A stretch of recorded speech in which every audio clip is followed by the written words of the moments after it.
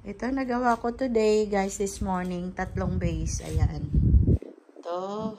Yan ang binili ko kahapon, diba? Ganda. Laking base. Oh. Ayan. Diba? Ang ganda. Yung mga hanging plants.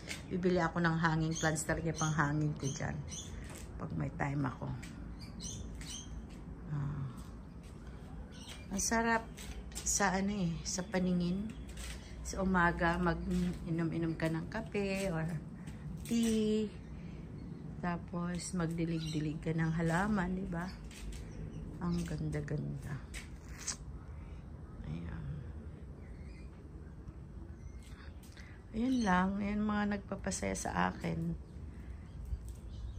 Magkahalaman.